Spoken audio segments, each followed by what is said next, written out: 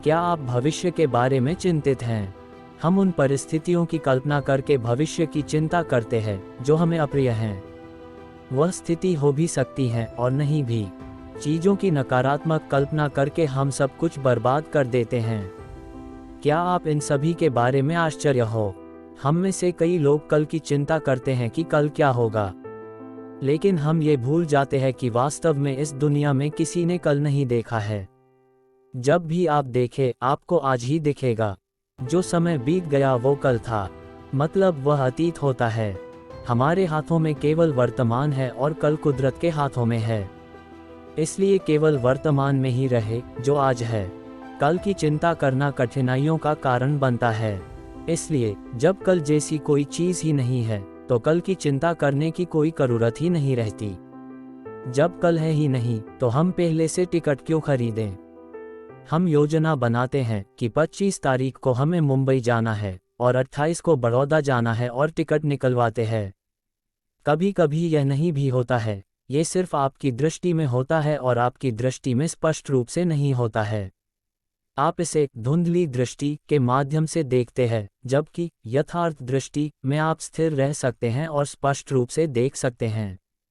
नियम यह है कि आपके पास एक निश्चित सीमा तक ही स्पष्ट दृष्टि होती है, और यदि आप उससे आगे जाते हैं तो आप कुछ समय तक ठोकर खाएंगे। इसलिए उस चीज़ को मत देखो जिसको देखने की आपको ज़रूरत नहीं है। यदि आप घड़ी को देखते रहेंगे तो आप जरूर ही ठोकर खा सकते हैं। इसलिए इस दृष्टि के माध्यम से आप जीवन के राह पर केवल एक निश्चित दूरी तक ही देखें। अगर मैं भविष्य के बारे में चिंता करना बंद कर दूं तो क्या मेरी ज़रूरतें पूरी होगी? समय आने पर प्रकृति सभी की ज़रूरतों को पूरा करती है, लेकिन लोग अनजाने में प्रकृति को कोसकर अपने लिए अड़चनें पैदा करते हैं।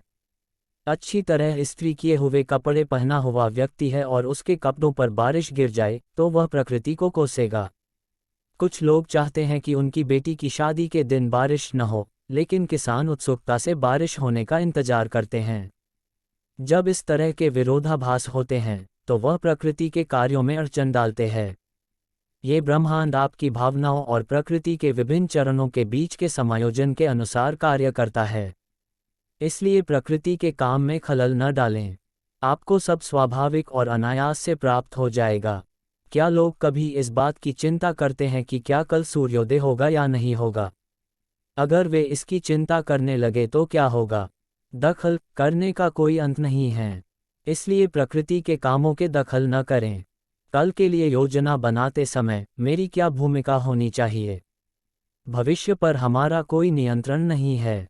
जब सभी संयोग एक साथ मिलते हैं तभी कोई घटना घटती है, लेकिन आप कार्य को पूरा करने के लिए जरूरी सभी संयोगों में से एक एविडेंस हैं।